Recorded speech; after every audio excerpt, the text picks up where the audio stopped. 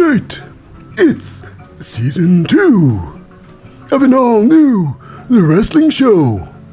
A cynical look back on a week of wrestling. Starting with the Monopoly. That's right.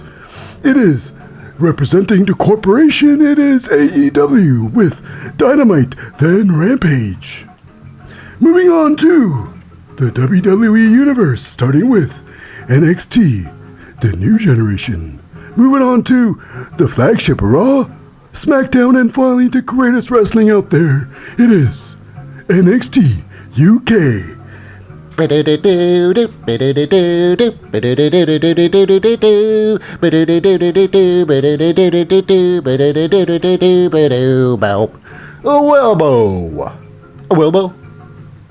Welcome to the channel, listener, viewer.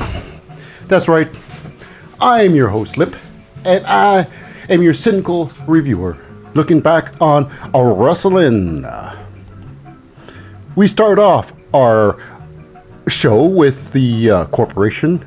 It is AEW with Dynamite, and Dynamite is what they is.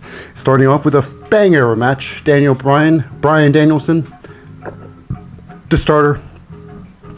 Now he's been wrestling constantly. Of course he has to, because he's BRYAN Danielson. He's a draw. Versus Rocky Romero of the Best Friends now.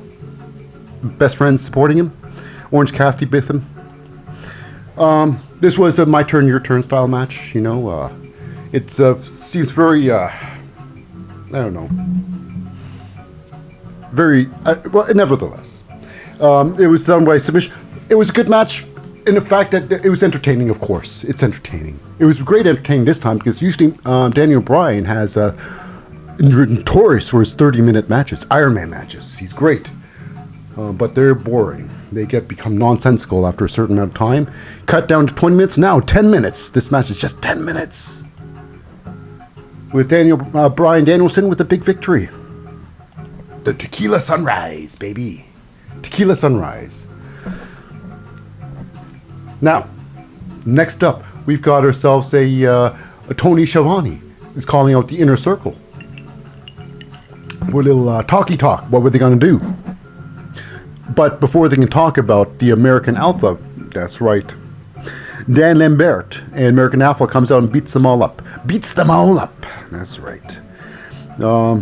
Scorpio Sky, Ethan Page, Junior Santos, Dalton Rust, Orlovsky. And then at the end, at insult to injury, now it was, after all, Chris Jericho calling out Dan Lambert, the non-fighter. So Dan Lambert had to show off and throws on the walls of Jericho onto Chris Jericho himself, and making one of his, America top team make him tap out. Okay, that's going to be fantastic. I don't know why. It's not going to be fantastic. So next up, we got ourselves a women's trios match. It's going to be good. It is Dr. Britt Baker and The Practice, I'm calling it. Because Dr. Britt Baker is the practitioner of this new group I'm calling. Jamie Hayter is the assistant, while Rebel would be the receptionist. And then we're fighting a team of the Dark Orders, Tay Conte, Anna Jay, known as Ty J, and with Thunder Rosa by their side. I can't say this was a fantastic match. They've been cheating. You know, when you just don't know what it means to tag in, you just can't punch someone if you're not it just, AEW, where the refs don't matter, and it doesn't matter. So it was Tay Conte gained a big win on the receptionist Rebel. Now you can't have Tay Conte pin Britt Baker just yet. Gotta wait till the next show, when they actually fight for the title, for they will. They'll be coming up shortly. Not on this week's episode, though. Next up, we have Jungle Boy versus Anthony Bowens. That's right, this is also a big one. Although, Anthony Bowens has been doing singles wrestling for quite a while now. What happened to Max Caster? He's been there, but he's not fighting. Maybe he's too busy writing sick raps That's right, another sick rap on his mark, Jungle Boy. Now, even though it was a fun rap, it was Aubrey Edwards in the ring, so I thought, obviously, this can't be, it's got to be Anthony Bowens going to win this one. But even though Max Caster out there trying to cheat as good as he can, no one told Aubrey to turn away, but she's like, oh my god, someone's cheating, what do I do? What do I do? But it didn't really matter, you know. She was confused at that time. No one told her to turn her back on some cheating. So, and she couldn't disqualify them, because what would that be? You know, Jungle Boy would have won prematurely. But in the end, it was Jungle Boy with the big victory. It was, I believe, the snare trap. But that didn't go down good with Bobby Fish, apparently. Because Bobby Fish comes in to take out, you know, Jungle Boy. You know, not Anthony Bowens, not Max Caster. They left. They've had their thing. But, yes. That's right, Bobby Fish. So later on, you see Bobby Fish is a very good friend. He can't go anywhere without, because without him, he is a loser. Adam Cole, baby, with his friends from the Super Clique, the Young Bucks, where he introduces, you know, Bobby Fish to the Young Bucks. Pretty soon, I'm pretty sure. Now, this is 2/3. Now, Roderick Strong was a part of the Undisputed Era. He joined late, but when they went into the NXT, they came in as a trios. So now, as a trios, 2 of the 3 are connected again. I can see in the near future, I can really see this. Kyle O'Reilly joining the Super Elite. You'll be undisputed in the Super Elite. All of them, except for Roderick. So we'll see. And why do I say that? You'll find out later. Next up, we've got a match. It is, of course, Wardlow versus Wheeler Yuta. Now, this was indeed Wheeler Yuta's bad night, because best friends Wheeler Yuta coming down the ring with, of course, I believe it was Orange Cassidy and Chuck Taylor looking on, watching his friend getting absolutely walloped. Because, of course, they are the good guys. They can't cheat. AEW, that's prevented against AEW's rules. If you're good guys, you cannot cheat. If you're bad guys, go ahead. We will look her back, turn our backs all the time, and it won't matter. And this was really tough to see, because Orange Cassidy was having a hard time watching this horrible match. So, coming on top was Wardlow. Pinnacle's Wardlow, I believe.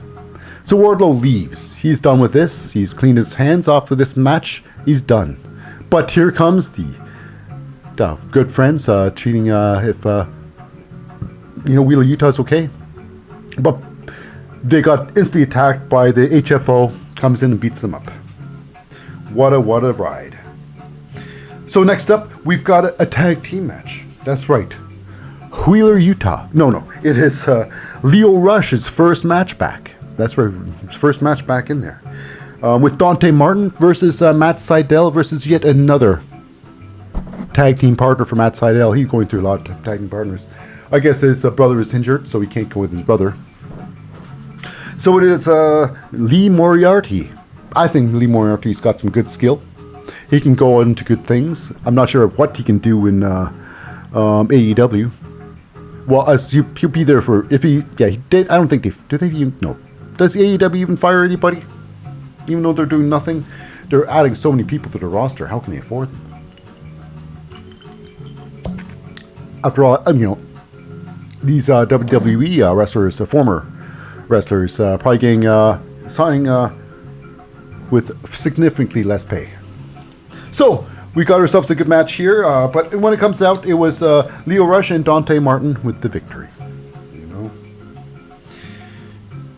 I gotta say it was entertaining, to say the least, because tag team match it wasn't. I'm not sure exactly what they're calling themselves, but it wasn't that. Okay, so next up we've got ourselves the main event. It is Pac versus Dax Hardwood. Right. So it was a my turn, your turn style match. You know, Pac gets the submission. I would have thought this match would end in a roll up. You know, this was like that bad. So in the end, it was with some Cash Wheeler coming in, delaying the beats with Dax. And then Malachi comes out, So then, of course, finally, the Death Triangle, the real Death Triangle, is back together again. So Pente and Phoenix comes in to help, and Cody Rhodes. That's right, Cody Rhodes for something. Well, of course, Malachi's there, therefore Cody Rhodes has to be there. Cody Rhodes. Wow. So next up, yeah, that was the match. It was just, actually, we have one thing. That was the main event. At the end, we have a Kenny Omega and Hangman Adam Page contract signing for the World Championship.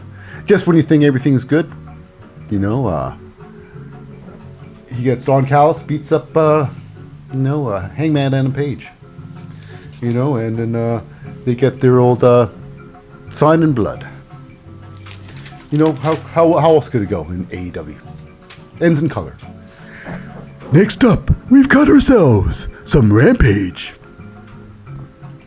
That's right.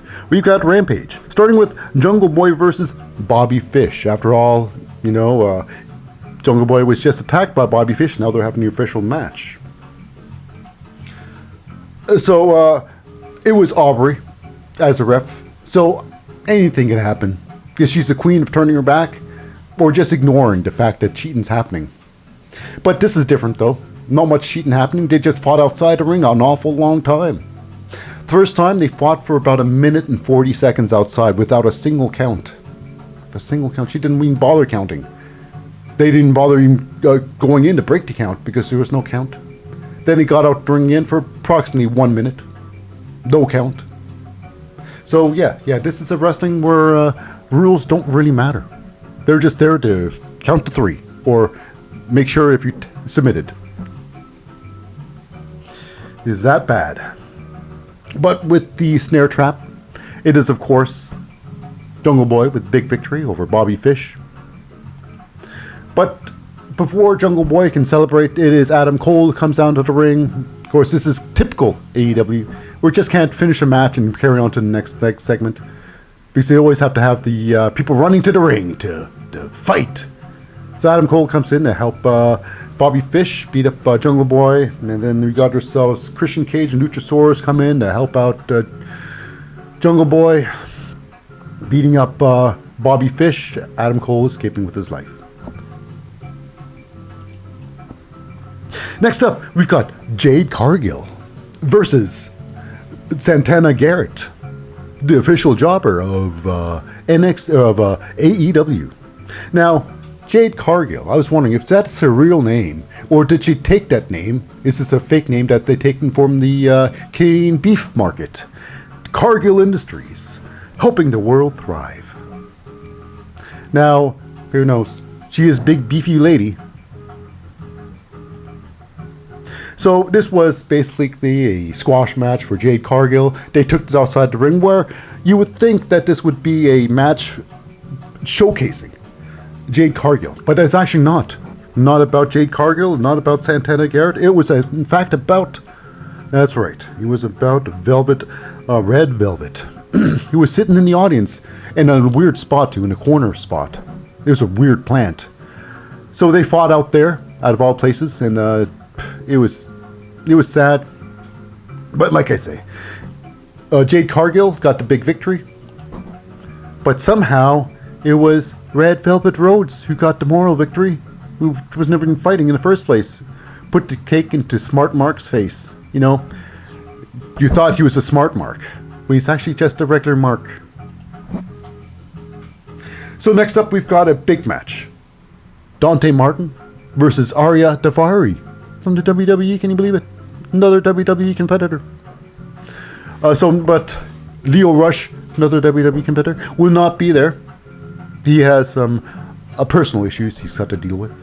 He went home. At least that's what they said. But this was by far the match of the night. The match of the night. Hey. Yes, Arya Daivari, still fresh off. Everything he knows from the WWE, put it to work, and made a good match. But in the end, it was absolutely the springboard, Dante Martin with the win. Now I say, Dante Martin is someone, a commodity everybody wants, apparently. Or craft, to say, I see a lot in you, and we can do so much with you, Dante Martin. But I don't see why they don't do it, you know. So it was first, remember, it's Matt Sydal who brought him in. I can do something with you. And then it was Leo Rush. And now, Taz. Maybe Taz wants to give him the belt, his Taz belt. Yes, Taz's favorite wrestlers. And Dante Martin could be one of them, given by Hook and Powerhouse Hobbs. Will Dante Martin accept? Well, he didn't reject it yet, but he will. So next up, we've got the main event. The main event. And the main event is Orange Cassidy versus Matt Hardy of the HFO. And this match is a lumberjack match, which now the HFO is a large organization now, which most of them is going to be in the lumberjacks. And representing the best friends is just three people, you know, not good for the best friends. And in the match, of course, the best friends were taken out by the family office, and whoever else was there, whomever else was outside the ring, which I'm not sure who, were technically paid off by Matt Hardy. So now it became a huge underdog match for Orange Cassidy. Orange Cassidy versus everybody, the world. And Orange Cassidy loses. Because, you know, it was a blade with the brass knuckles. And Matt Hardy gets to win. And I think this is the last time we see that. And considering the first match they had together was iconic, was great, to this garbage match, well, you know, this is AEW. They just give you some bullshit every time. So, in the end, it is best friends getting beat up more. Next up, we go to the WWE Universe with, that's right, NXT, the new generation. It's actually not the new generation, it's the 2.0, but you wouldn't think that, considering how cheesy it's gotten. It's not the same thing. But we start huge. It is a trios tag match, 3-on-3. It is, what's that? Toxic Attractions. Mandy Rose, Gigi Dolan, and JC Jane versus, that's right, Io Shirai, former champion, and Team KC. Casey Catanzaro and Caden Carter. Now, this was a very average match, to say it, you know. Now, I'm pretty sure this is probably a sure thing. I hope not, but it's JC Jane.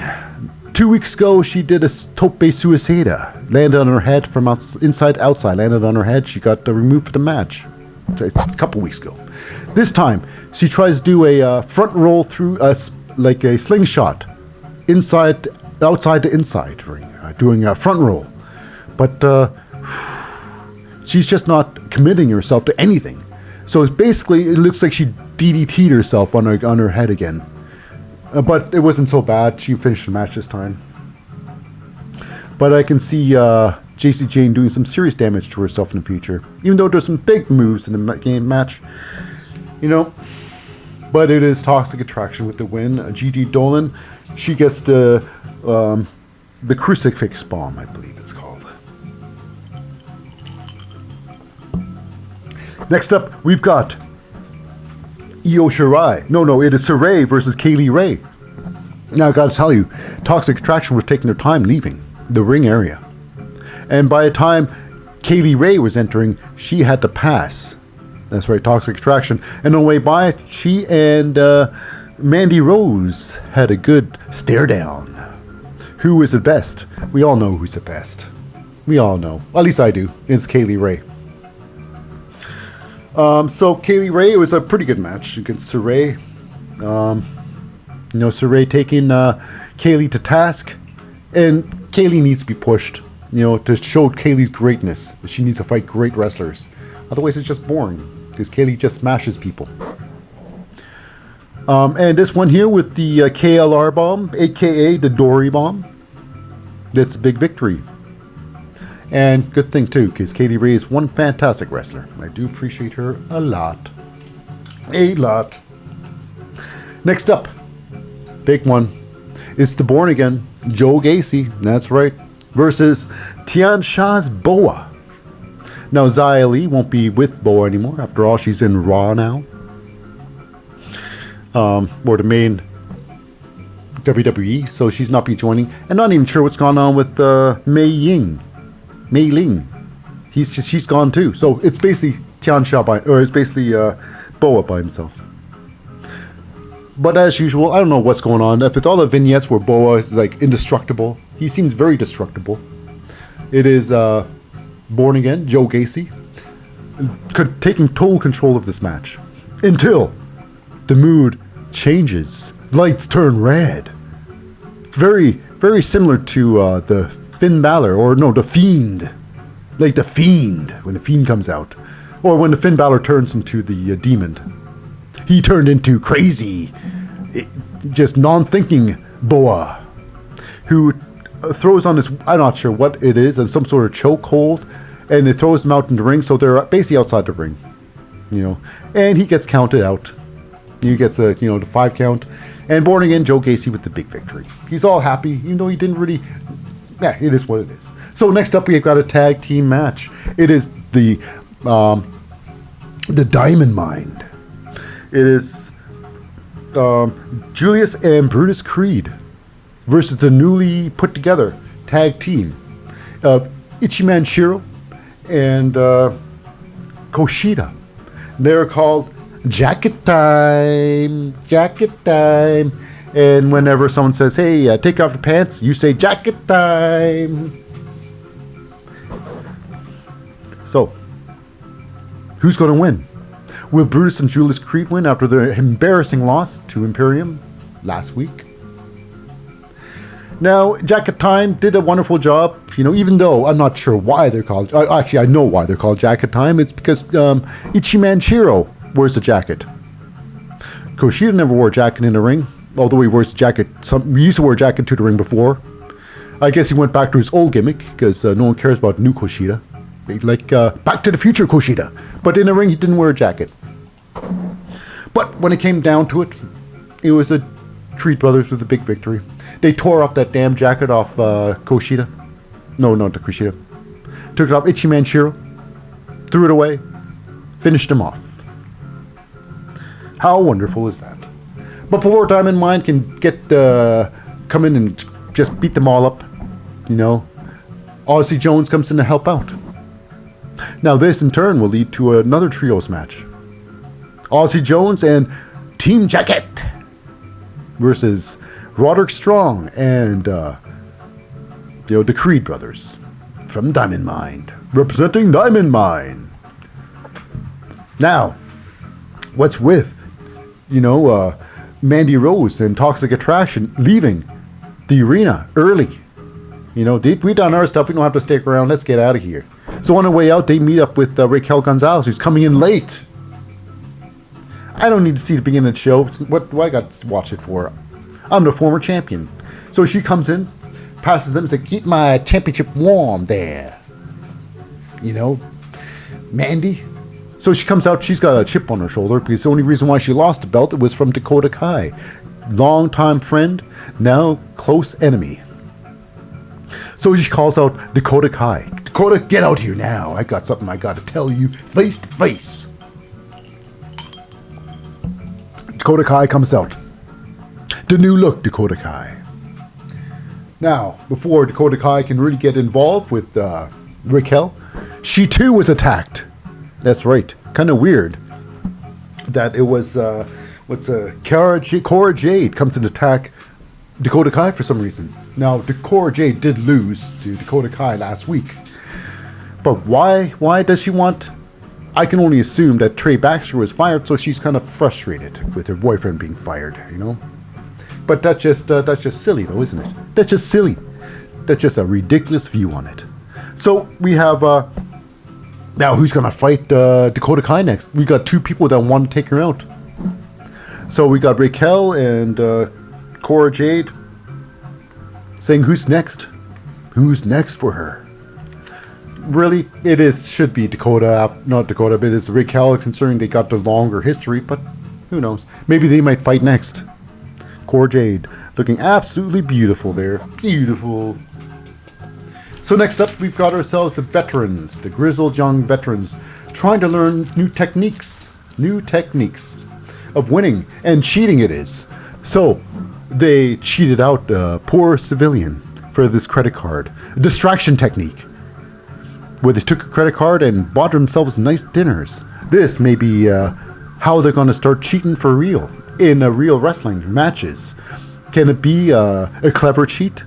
Or will it be like AEW, where it's just like, hey ref, come over here, we're about to cheat. We'll tell you when we're stopped cheating, so then we can continue the match, and we won't get disqualified. So let's hope it's going to be intelligent, because nothing better than an intelligent cheat. Or when you bend the rules, because you can bend them, but you can't break them. So next up, we've got another match. It's Cameron Grimes versus Ru Feng, which is match number 5. Ru Feng, who is the jobber right now, doesn't win, so you know who's going to win. It's Cameron Grimes, and with the squash, he does. You know, there's the cave-in, which gets him to win, and after the cave-in, we got ourselves Duke Hudson comes to the ring to confront our hero, Cameron Grimes. Now, last week, Duke Hudson had Duke Hudson's poker room. And he thought Cameron Grimes is a dumb hillbilly. Let's listen to him. He's a dumb hillbilly. So he wanted to take advantage of poor old Grimes. But is he really poor old Grimes? The millionaire Grimes, you know? Cameron Grimes made a fool of Duke Hudson. Now, they had a face-to-face in the ring. How they can make it better. How Duke Hudson wants a second time. I want another chance at making you look like a fool, Cameron Grimes. And they are pretty much. I think it's kind of silly, but it's Duke Hudson, Cameron Grimes poker game, too. Well, at least they're doing something. It's fun, I guess. It's fun. So next up, it's a triple threat match, 3-way match. It is the great LA Knight. That's right, I did say great, because he's doing some good things. And Grayson Waller versus the missing Uso, Johnny.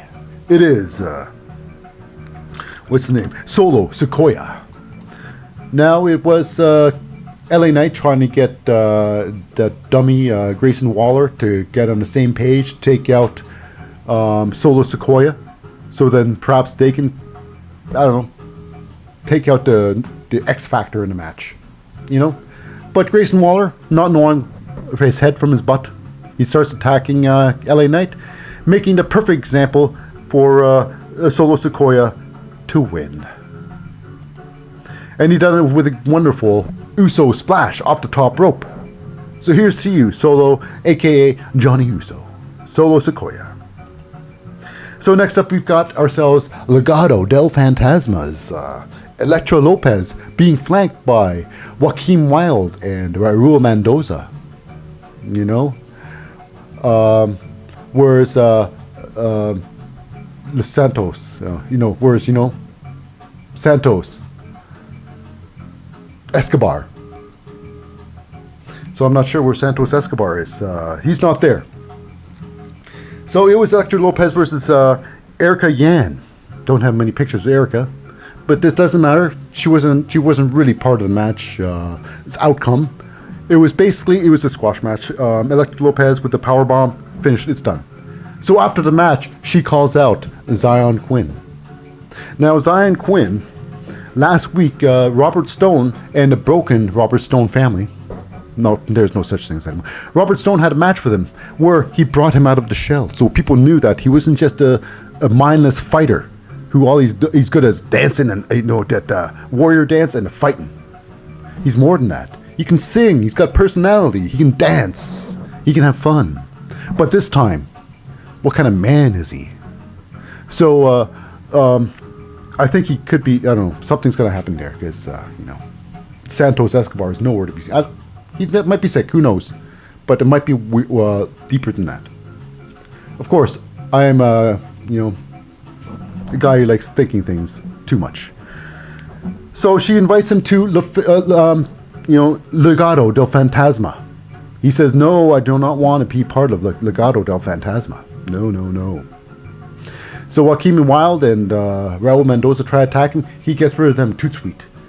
Then Elektra tries to fight him. He blocks her, brings her in like a dance, like the fandango, the forbidden dance. Yes, the sparks just flew. You know, who knows what's going to happen with the future of Elektra Lopez and Zion Quinn. Maybe not part of Legado together, but will they be together? Will they not? So moving on to our main event, Pete Dunne versus Carmelo Hayes. Now, Carmelo Hayes has done everything what he said was going to be done. He won a championship match, and he said this would be the most relevant title in all of NXT. And look who is main eventing yet again, Carmelo Hayes. Now you'd think it'd be a Carmelo Hayes day, but we have Dexter Lumis looming at the commentary desk. Why in commentary desk? Who knows? He even put on headphones and microphone, like he's gonna say anything. But it was a good match, back and forth. You never know who's gonna win until we got ourselves a Johnny Gargano interference, where Pete Dunne takes full advantage. Bitter End takes out Carmelo Hayes. It's unfortunate for Hayes, but it is true. It is done for him. So what's going to happen? Who knows? But that ends NXT, which was fun, I suppose. Next up, we go to the flagship, Raw. Thank you very much. Okay, we start Raw by the living impersonation, live action, Paddington Bear. Apparently, that's what he's been called on multimedia. Paddington Bear now. Talking about Kevin Owens. Talk about what a snake, a coward, and a liar. And not just that, a bad friend. Kevin Owens is. And Kevin Owens comes out, very disappointed in the whole thing. He goes and talks to Big E later on. He wants his approval too. I didn't mean it. You know I didn't mean it. This was all a mistake. You got to believe me. You've got to believe me, Big E. I don't care. As Wild Big Ear said, I don't care. Whatever. I'm the champ right now and I'm feeling damn good. So, this whole thing leads into a 8-man tag. 8-man tag, I gotta say. Now, was it good? It wasn't that good. No. Now, this was the first match of the night, and it starts huge. RKO, Randy Orton, Riddle versus the Street Profits, Montez Ford, and Dante Martin. Angelo Dawkins versus almost AJ Styles and the Dirty Dogs, Dolph Ziggler, Robert Roode. This was an okay match, pretty good match until the end. Everybody was a basic back and forth with everybody until almost comes in the ring and demolishes. He demolishes. So he gets Riddle. He does his finisher move to Riddle. AJ Styles wants in. Who knows? He could have been finished there. So he goes to tag AJ. Dolph Ziggler comes in, tags instead. Self-tags. So this is not good for the team, They start fighting. All of almost AJ Styles and the Dirty Dogs, they don't get along. But Dolph Ziggler's in the ring. This happens for a while. They start wrestling, for a couple of minutes. All along, you'd think something would happen with Riddle, but apparently I don't know what happened in the match. They just gave up on it. So eventually, Dolph Ziggler got back in the ring and rolled on top of Riddle and won. So after that weird match, we go backstage. We rejoin Kevin Owens. That's right. Begging for understanding with Rey Mysterio. I'm not sure he cares about what Dominic thinks. After all, Kevin Owens is a terrible person. So he's like, Ray, you got to understand, I'm not a bad guy. You got to reassure me that I'm a great guy. And Ray's like, I don't know, I can't tell you right now. My mind is so full. I got so much to think about. I'm being called out to the ring by Adam Pearce. He needs to talk to me and Dominic. And he did. He couldn't answer Kevin Owens whether he believes him or not. So that's to be continued. So we move on to the ring where Adam Pearce is confronting Dominic, not sure he's a good choice for the Royal Rumble. So he says, Dominic, you're in the match right now. But if you lose to your next opponent, you're out. Out! Who is Dominic gonna fight? But, ooh, the Hurt Business. Not Shelton. Not Cedric. After all, Dominic would probably win those ones. It's against Bobby Lashley himself. And this was an absolute squasher. You know, Dominic was beaten up from pillar to post. And it could have been ended there. But it didn't. Bobby Lashley wanted to teach a lesson to poor old Dominic and make his poppy watch, because nothing's better than watching someone else watch your own family get beaten to death, almost. So he just beats Dominic from pillar to post again, throwing on the Hurt Lock, and he can barely tap out. He's such turned to a pretzel, he can barely tap his own head, but he did, eventually did. Dominic with a huge loss. Now we go backstage to a nice segment with the Alpha Academy meeting up with Seth Rollins. That's right. But Alpha Academy's Chad Gable has some big words, like he always does. He always thinks he's the best, but he always loses every single time he's made an example of, rather than making examples. So he's always he's looking like a real idiot. So now he's promising Seth Rollins that he's going to beat up Big E, which is the next match. And I'm not sure why, you know, but, you know, it's like Chad Gable. It wasn't a bad match against Finn Balor. It was a great match, but Chad Gable will always lose. And it was a pretty good match against, you know, Big E Langston, but Big E will not lose this match. There's no way. No way. And it's true. Big E corner Uranagi, he just beats him with I believe it was his patented finisher. Big ending, of course. So when he has like 4 moves. But Big E's improving little by little. Hopefully he gets better and better instead of just stagnating. And he does. He's improving. Very proud of Big E. I'm a big fan.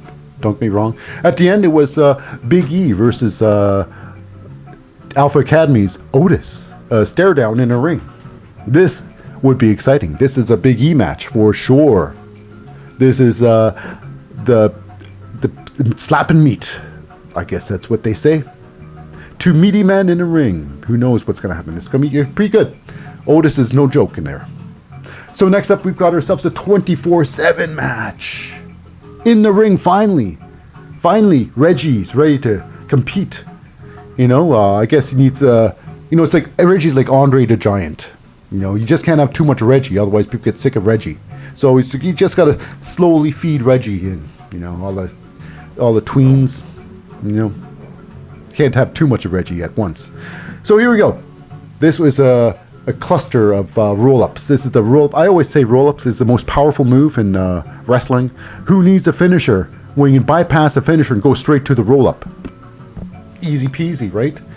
This time it worked 6 times. 6 times! So the winner of this match, Reggie versus Drake Maverick. It was, in fact, a Drake Maverick win with a roll-up to Reggie. 1, 2, 3. It's not over there. Now that the official match is over, 24/7 rules continue. Where Tozawa gets a second win over Drake. And then Tozawa drops it with a roll-up to, that's right, announcer Corey Graves gets it. Gets a chance to belt him, finally. This is a belt everybody wins, you know. So after that, oh, Byron Saxton's your turn to win the belt. Your turn, Byron. Okay, so Byron wins the belt. And then comes after Byron Saxton, Drake Maverick wins the belt back, rolls him up again. And then after that, it is Reggie wins the belt back again. Full circle, back to Reggie.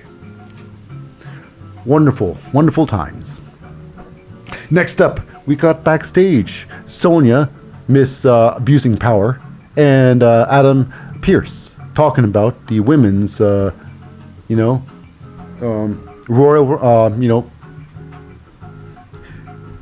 but nevertheless, it is a fail 5. It is for the, the versus match. So it's a Bianca Belair, Carmella, Liv Morgan, Queen Zelina, and Rhea Ripley making this team. You know, So I'm not sure why is this a match here. I'm like, where's the tag team women's aren't going to be fighting in the next pay-per-view because obviously Rhea Ripley's in this thing and not her tag team partner, Nikki Ash. But it is what it is. So these 5 women, are going to have the elimination match. They're going to be fighting today for their own match. The winner gets a chance to get the belt, to fight the champion, Becky Lynch. So Doudrop is there to say, hey, why does Bianca Belair get another chance? Why is she such a golden girl? I think I should deserve a chance. Bianca is not happy, and before the match, they join together, have a little bickering. Bianca feels she's deserving of it, even though she's lost it many times. But they believe in Bianca still. But I'm like on Team Doudrop here. So here's the match, the Fatal 5-Way.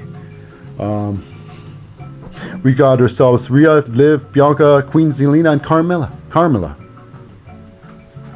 And to join them in ringside is Becky Ponytails Lynch. Joined them in ringside. And before the match even starts, it was a big mess.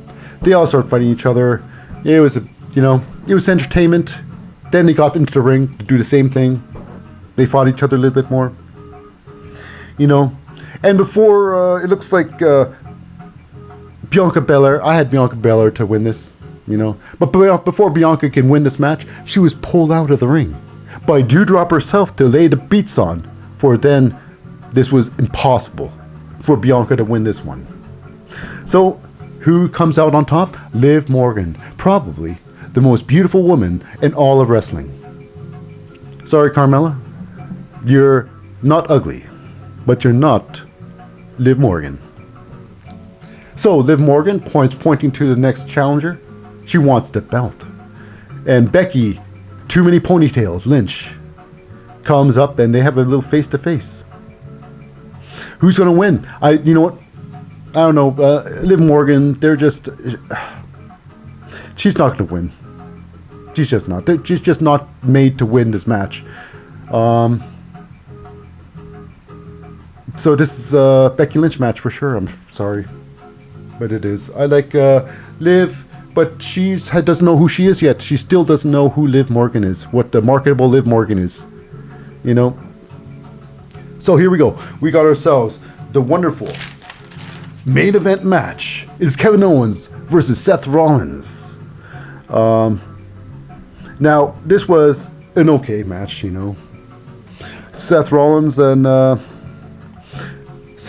Owens fight a good match. I guess match of the night for sure. I only say because, and I'm not sure, because the ending was always so skeptical. They tear the roof down until the end where they take the match outside, where Big E had joined them on commentary. They had huge spots. Ended up, they were out there for nearly 10 seconds. It's time to get back in the ring. Big E, they're both behind Big E. So, Seth Rollins takes one side, Owens takes another side of Big E. Seth Rollins takes the right side because there's more room there.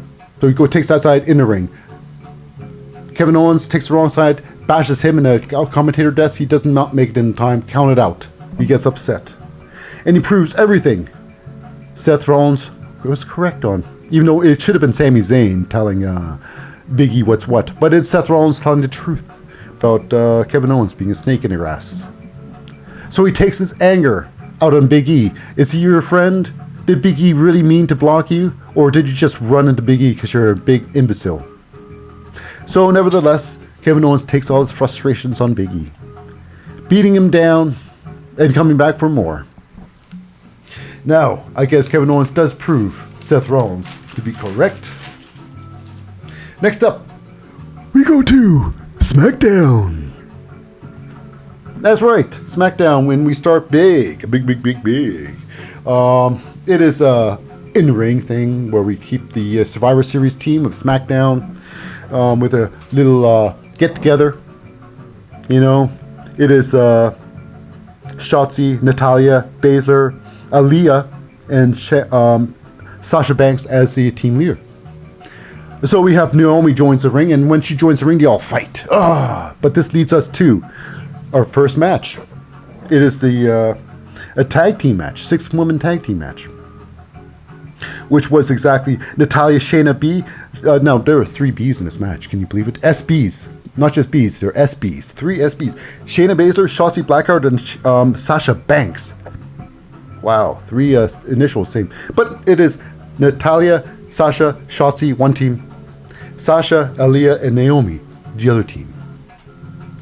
Now this was a quite the hectic match. You know, not a great match, of course. A lot of it was fun to watch, nevertheless. When it came down to it, it was Natalya. She was getting Aaliyah, and now Aaliyah was a clear favorite of mine. She did some wonderful things in that match. She was certainly is for me a bright star to me ahead. But okay, in this match it was Aaliyah versus of course Natalya. Natalya trying to put on a sharpshooter. She's facing the ropes. She's supposed to be getting pressure on the move. You know, she's trying to torque back, but she's grabbing the ropes for some reason, which was counterintuitive to anything that she's trying to do in wrestling. She's supposed to be a wrestler, but yet she's doing a move that makes 0 sense. 0 sense. Except only one thing it was meant to do was that Naomi could now grab her from outside the ring and give her the old heave-ho on the ropes, so give her a choke thing. That was the only thing it was meant to do. So that puts Aaliyah into a controlling environment. Well, now Tally's falling backwards. Aaliyah follows a roll through and gets the pin. Good for Aaliyah. She gets a wonderful victory for her team and all the good. So Sasha, Naomi, and Aaliyah very happy with the win. So next up we go backstage. It is Sami Zayn prepping himself for the big, he feels he's the leader of the team SmackDown. So he's prepping himself with a beautiful speech in front of himself in the mirror. He's going to go and use that against the team. But he sees Jeff Hardy there laughing at him. Can you believe it? You know? And so then he says, what do you think of my speech now that you're here? And he said it was bad. I'm sorry. I'd like to see you do a speech like Sami Zayn can. One of the greats of wrestling. Underappreciated greats. So, you know, Sami Zayn gets embarrassed. Okay, so now we have Sonya Deville just abusing her power yet again. Because Natalya, or because Naomi helped with that win. Now she can't let Aaliyah be part of the team for some reason. What if Sasha Banks got that help? What if Sasha Banks was in the thing and it was a move that anybody could have been there, and it could have been a role. So would they say, you know, you're not the team leader anymore. I'm a hardcore bitch. Yeah. Is this what you need to do to make yourself like you got to make just be an absolute bitch? You know, break the rules. I don't know. I don't know if this is a good thing for her future in the WWE. She's the wrong kind of controversy. She's just negative controversy. That's stupid. But we've got Kayla Braxton, my favorite, the #1 reporter of all of wrestling. All of wrestling. She jumps up, pops up with Roman Reigns, against Roman Reigns and Paul Heyman. Roman's giving her absolutely zero respect. Zero respect. Unfortunate. Laughs in her face. Shame on you, Roman. Shame on you. You know? No head of the table treats any woman like that. Especially no Kayla. So ends up, she talks to, Paul Heyman. You know, and this is all about, King Woods. Now, Kofi Kingston's not there, considering he did get a sprain something or other. Knee majigger. So, he's out, he's injured. So now this is now a bend the knee match again. Roman Reigns versus Xavier Woods for the main event. Who's going to win? This is the setup. Now we go on to our next match. We got ourselves the Rick Boogs and Shinsuke Nakamura versus the, oh my goodness, that's right, Los Lotharios. Now, Los Lotharios hasn't been a tag team for long, but they've proved one thing, that they understand what tag team wrestling is. They understand how to use the rules to your advantage. You know, you can't have double teams without cheating like a bunch of losers in AEW. You see, Los Lotharios is the heel team, but did they cheat? No, they did not cheat. They didn't have to cheat because they understand how to use the tag team properly. They are masters, truly. And they showed this in this match here. You know, I'd say this could be the match of the night. You know, if it was for the main event, definitely showed their competency, their intelligence in that damn ring. You know, this should be envied, their style. You know, even though Rick Boogs and Shinsuke did the best they could, but you know what? This is pure genius here they're talking about. And genius overrules. I gotta say, it was magnifique. It was great. It was a great match. I'm really proud of this team. I hope now WWE is really bad at keeping teams together. I really hope this team sticks because they can do some incredible things. They can teach a whole lot of generations of how things should be done. This is like UK style of brilliance. UK NXT. So next up, we got something kind of disturbing, I suppose. Okay, we got, first of all, we got Sami Zayn breaking into Adam Pearce's office, complaining about what just happened earlier with him and Matt Hardy, or Jeff Hardy. Jeff Hardy, you know, for making him embarrassed. So he wanted him kicked off the Royal Rumble team. You know? Awful. But it's like this. Adam's like, hey, guess what? You want him up? Well, we're going to have a thing. You guys fight, the winner goes on, the loser is off. And, you know, it is what it is. But what I say is weird is this, is Von Wagner is with Adam Pearce. I only say that is because Von Wagner, now isn't his partner Kyle O'Reilly in the NXT? Now, if Von Wagner is making his move to SmackDown, that only means one thing. Kyle O'Reilly is making his move to AEW to rejoin, and almost complete his band, his group, you know, the Undisputed Era. Could be back together, all three of them. Now, three of those really did join the NXT together, and then Roderick Strong joined them later on when they're all in but they didn't join together. Like say, the Undisputed joined together. Now, I can see them being a team again. So next up, we've got ourselves Charlotte coming out, you know, talking about how great she is, and then Toni Storm finally coming in to challenge. But Toni Storm looks like a fool again. But you know, she's been denied by Charlotte. Nope, no, thank you. She leaves, speechless. Made her look pretty weak. So next we got. You know, Aliyah upset still about what just happened. You know, Ali tries to comfort her, and then Ricochet says, don't listen to this fool, I'll tell you what's what. So she walks off with Ricochet. Who knows what's going to happen with that? So next up, we've got ourselves our main event. Actually, not our main event, but coming up, our main event. Jeff Hardy versus Sami Zayn for the Elimination Chamber match.